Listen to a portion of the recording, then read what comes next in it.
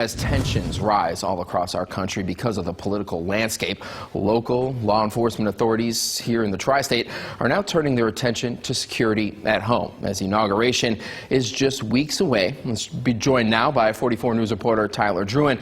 He's live tonight in Evansville with details on what he found out. Tyler?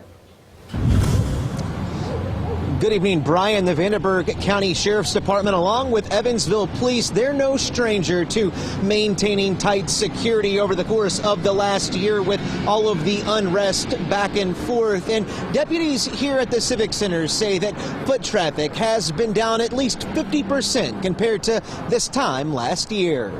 As everyone has witnessed, and not only yesterday, but throughout the entire year of 2020, we've had a lot of civil unrest. In a moment's notice, deputies at the Vanderburgh County Courthouse could respond to any type of emergency. Thursday, this deputy responding on foot to a report of a fight. Luckily, the incident was diffused by Evansville Police. Each and every day, the Vanderburgh County Sheriff's Office has a set number of deputy sheriffs that are working at the courthouse entrances. We screen people for weapons before they enter into the courthouse.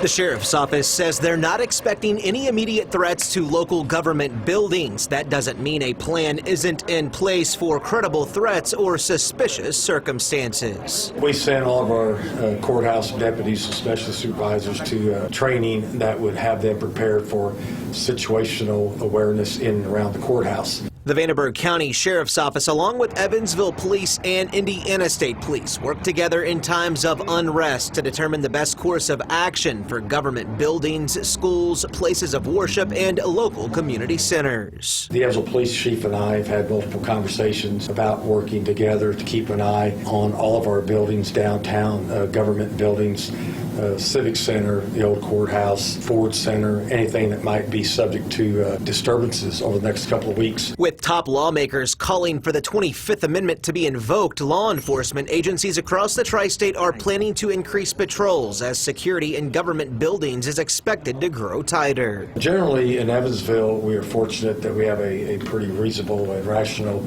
community. Our people tend not to be extremists one way or the other, but it could change. There could be angry people on both sides based on things said, things that are occurring, and we'll just keep a very watchful eye in and around the community for the next couple of weeks.